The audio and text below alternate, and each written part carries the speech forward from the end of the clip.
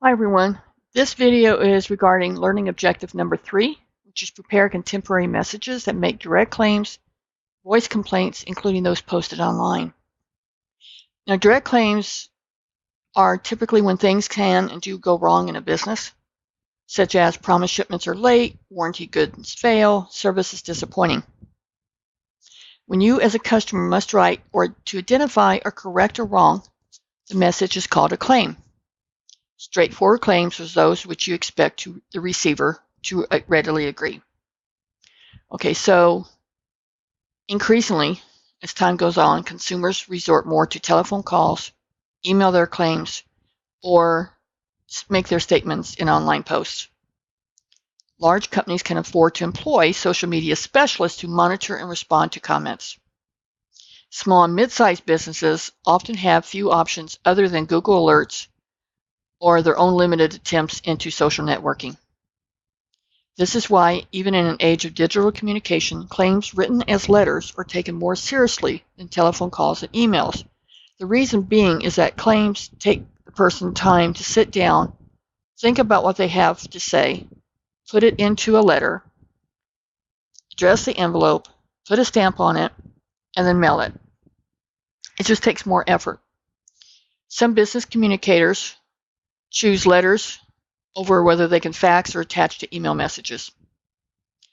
This option combines advantages of fax and email with the formality of a letter and the attention it commands. Regardless of the channel, straightforward claims use a direct approach. This is something you should remember.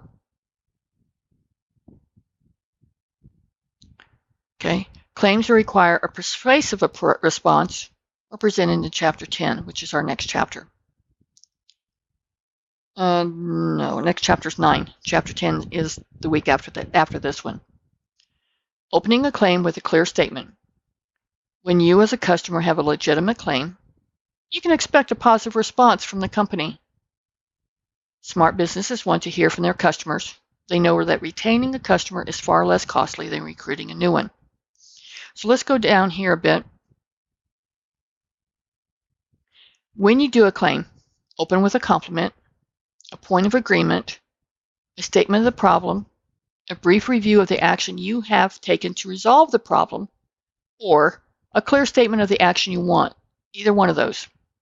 You might expect a replacement, a refund, a new product, credit to your account, correction of a billing error, free repairs, free inspection, or a cancellation of the order. When the remedy is obvious, state it immediately, such as, here's an example. Please correct an erroneous double charge of $59 to my credit card for LapLink migration software. I accidentally clicked the submit button twice. Okay, so, but when a remedy is less obvious, you might ask for a change in policy or procedure, such as this one.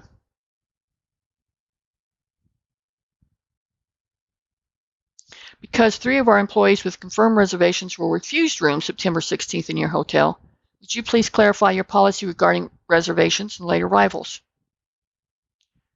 Okay, explaining and justifying a claim. In the body of a claim message, explain the problem and justify your request. Provide necessary details so that the difficulty can be corrected without further correspondence. Avoid becoming angry or trying to fix blame. Bear in mind or remember that the person reading your message is seldom responsible for the problem. State your facts logically, objectively, and unemotionally. Let the reader decide on the causes.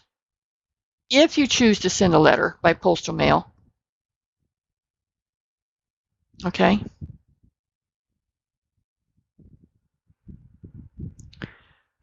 include copies of all pertinent documents such as invoices, sales slips, catalog descriptions, and repair records. Of course, those receipts and other documents can also be scanned and attached to an email. Now, if you're using paper mail, send copies, not your originals. Because if they would lose the copies, you would need to recopy the originals. When service is involved, cite the names of the individual you spoke to and the dates of the calls. Always keep a record. Assume that a company honestly wants to satisfy its customers, because most do. When an alternative remedy exists, spell it out. such as,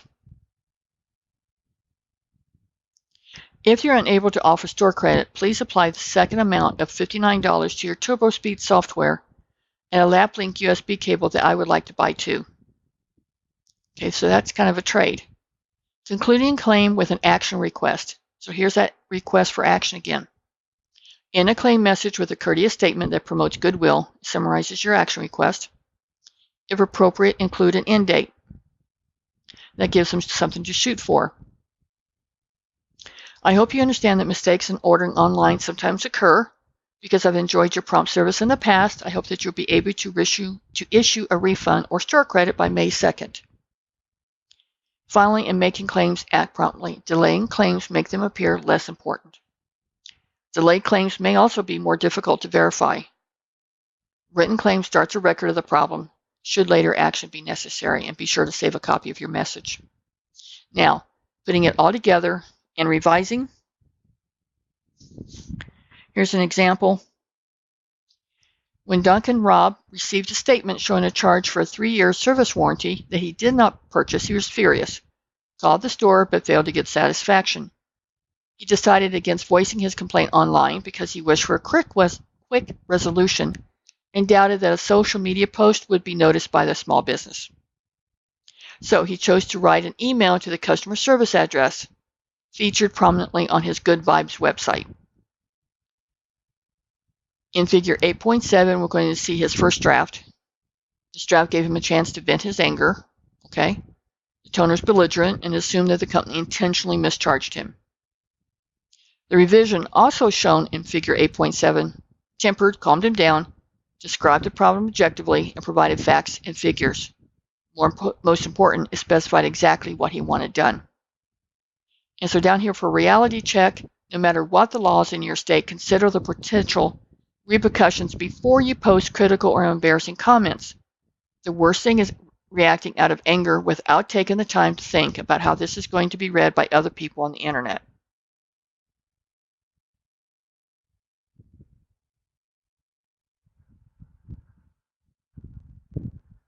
I blipped over too fast. Okay. Social media experts advise that consumers exhaust all other options for claims and complaints before taking it online. This is really important.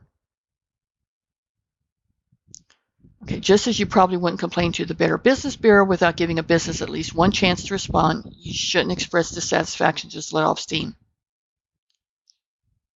A well-considered message, whether a letter or an email, allows you to tell the full story and is more likely to be heard.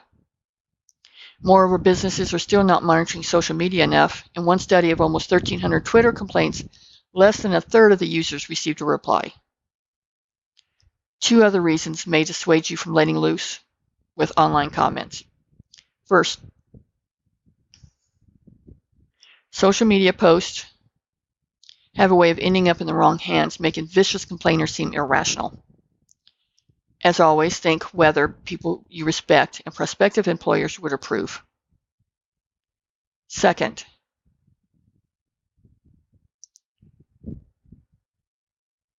businesses and professionals can take individuals to court for negative comments online, and it's written there. It has your name attached to it.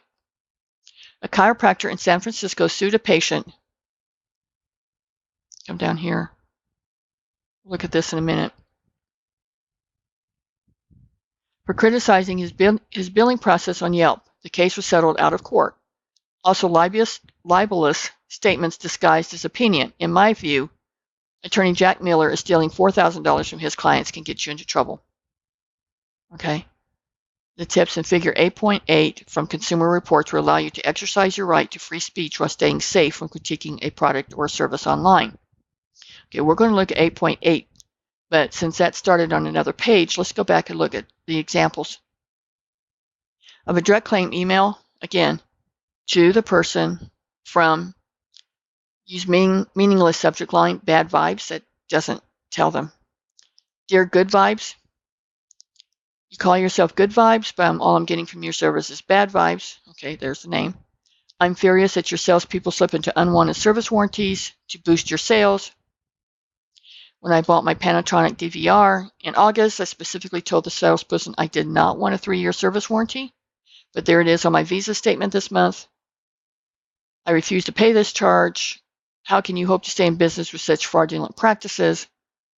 I was expecting to return this month and look at HD TVs, but you can be sure I'll find an honest dealer. Okay, so here is the revision. Attached is a copy of the invoice. States simply, please credit my Visa account ending in number 9421 to correct an erroneous charge of the $299. Now he's stating the facts. On August 1st, I purchased this. Salesperson discussed this with me. I decided against purchasing it. However, when my credit card statement came, I noticed an extra $299 charge.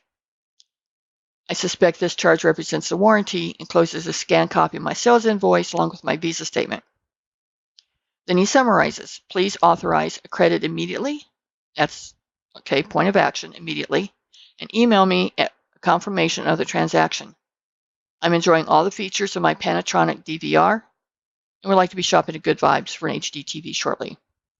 Okay, so which one would you like better if you were Good Vibes?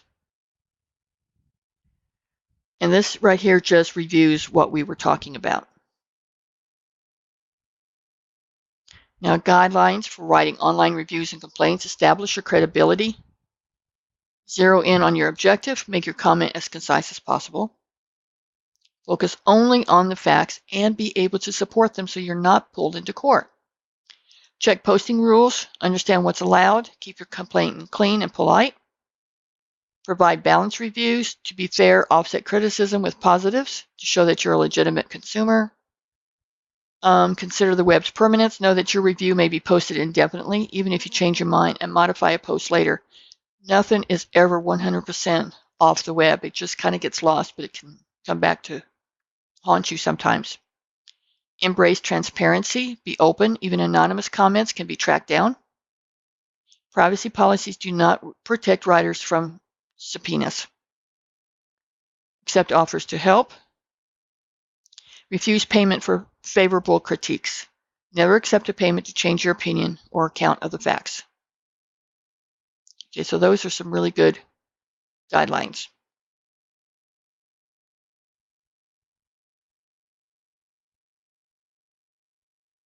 Let me make sure. 261, 260, okay. All right.